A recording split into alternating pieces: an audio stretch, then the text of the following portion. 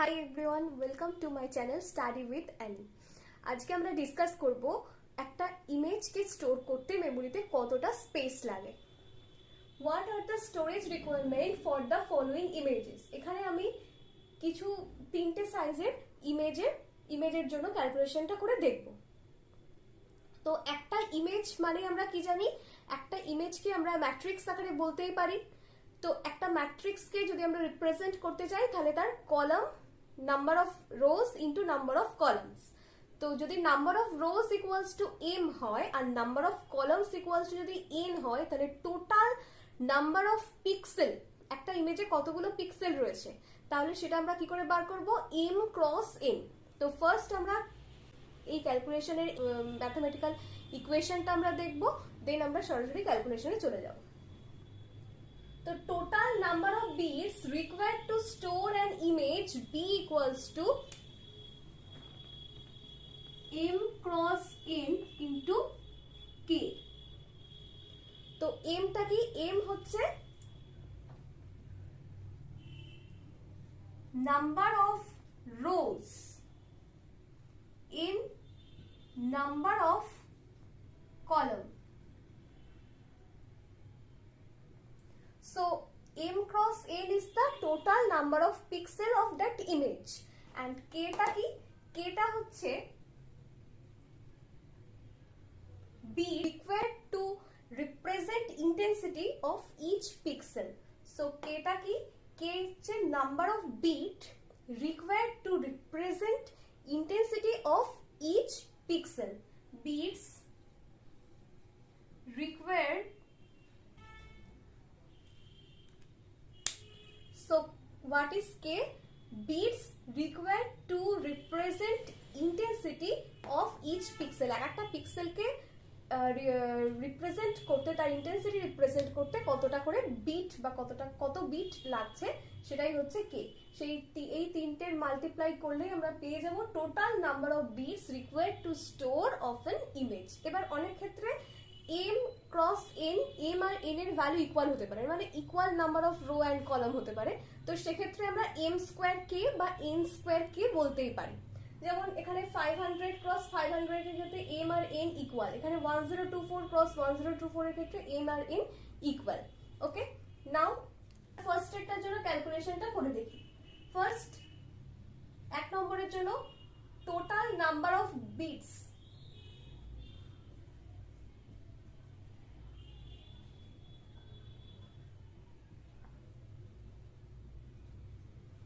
required to store an image M cross N into K. আমরা first ক্যালকুলেশনটা করে দেখব। 500 cross 500 into K। এখানে usually আমরা 8 বিট ইমেজের জন্য ক্যালকুলেশনটা করব। তো K এর ভ্যালু 8 বিট, কিন্তু আমার এখানে ক্যালকুলেশন করলে যে নাম্বারটা আসবে সেটা আসবে আমার বিটে। আমি যদি মেমোরি রিপ্রেজেন্ট করতে চাই তাহলে আমাকে এটাকে বাইটে কনভার্ট করতে হবে। কেন না, আমি মেমোরি রিপ্রেজেন্ট করতে গেলে কেবিতে করব, এমবিতে করব।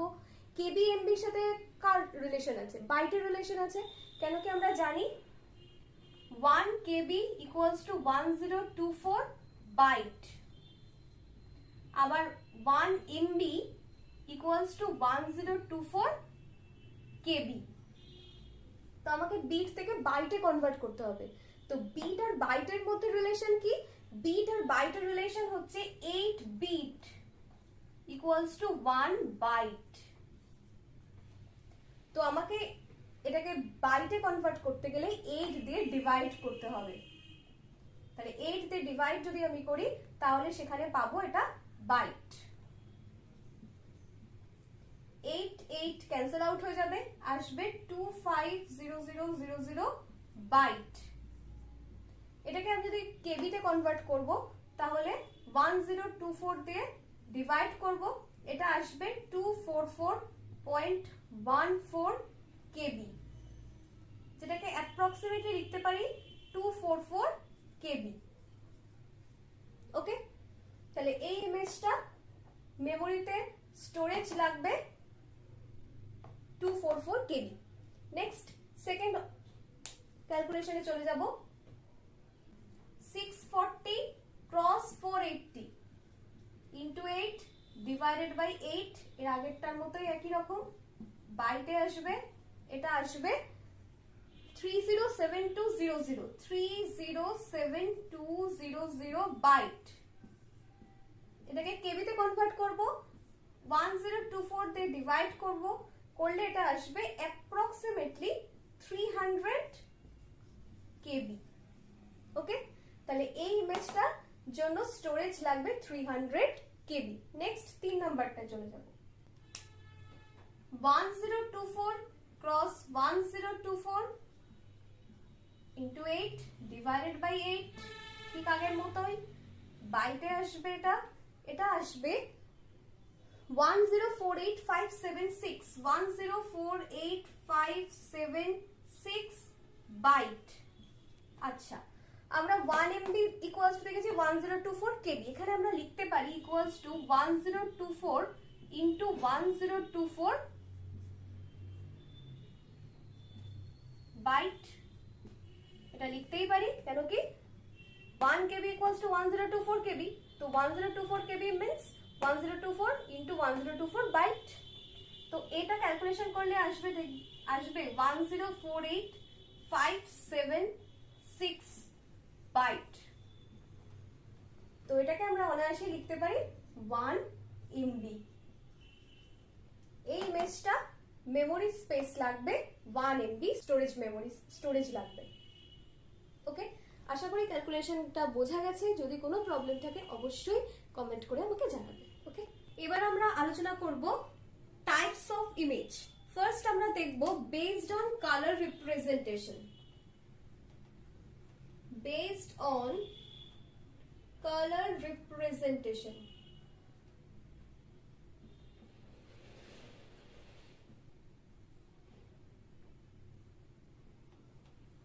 বেসড অন কালার রিপ্রেজেন্টেশন আমাদের 4টে ক্যাটাগরি আছে। একটা হচ্ছে বাইনারি ইমেজ।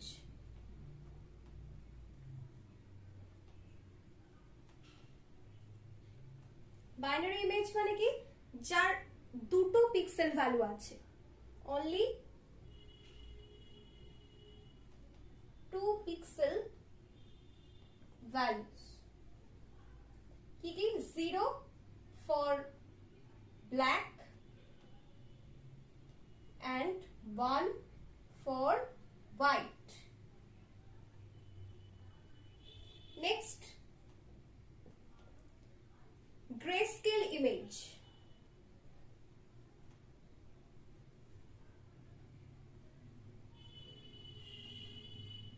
আমরা আগেই দেখেছি যে কোনো 8 বিট গ্রেস্কেল ইমেজকে রিপ্রেজেন্ট করতে ইন্টেন্সিটি ভ্যালুস ভ্যারি করে 0 to 255।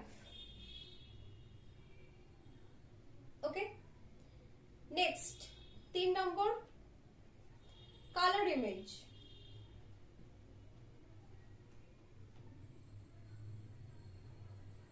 RGB, এটা হচ্ছে প্রত্যেকটা পিক্সেলের 3টে করে কম্পোনেন্ট থাকে, red, green, blue.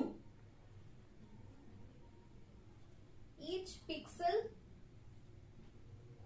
has 3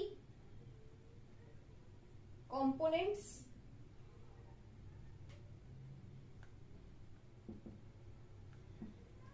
red, green and blue. Okay, আচ্ছা, এটা A B C। আরেকটা multi spectral image.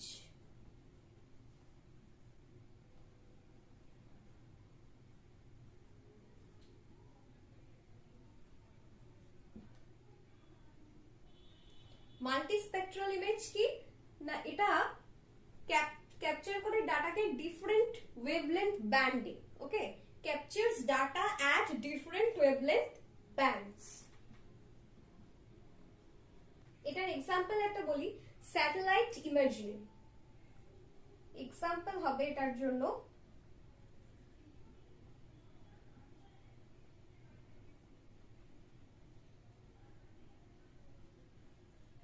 Satellite imagery.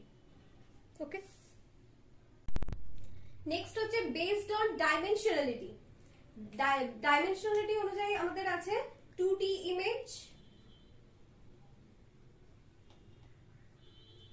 যেগুলো স্ট্যান্ডার্ড ফটো ডকুমেন্টস সেটাই হচ্ছে 2D ইমেজ। আর আছে কি 3D ইমেজ। 3D ইমেজ কোনগুলো? যেগুলো মেডিকেল ইমেজিং, যেমন সিটি স্ক্যান, এমআরআই, এগুলো মেডিকেল ইমেজিং। ঠিক আছে, এছাড়া 3D মডেলিং, হলোগ্রাফি এটাও হতে পারে। নেক্সট সি হচ্ছে 4D ইমেজ। 4D ইমেজ কি? 3D images with time dimension. 3D image with time dimension.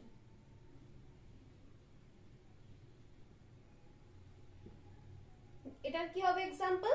যেগুলো ভিডিও। ঠিক আছে, এরপরে এটা হচ্ছে 2 নম্বর ভাগ ছিল। তো এর পরেরটা হচ্ছে based on storage or file format.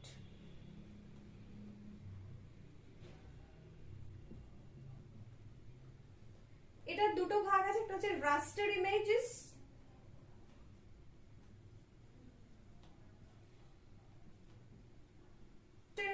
কি না pixel based resolution dependent। এটা হচ্ছে pixel based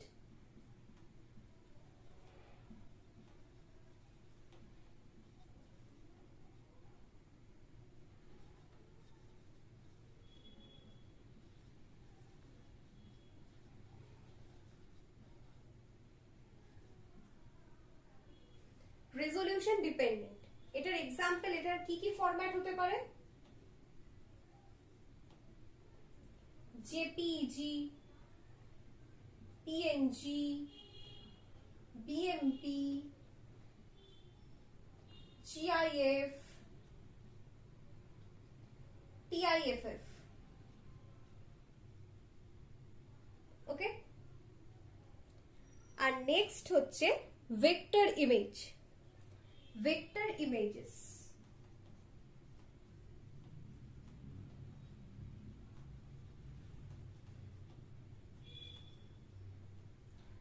এটা হচ্ছে mathematical shapes and resolution independent. এটা ডিপেন্ডেন্ট, এটা ইন্ডিপেন্ডেন্ট।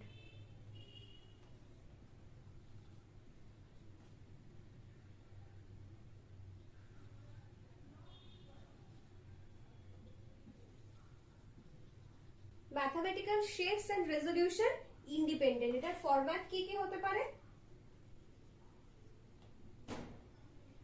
SVG, EPS, PDF,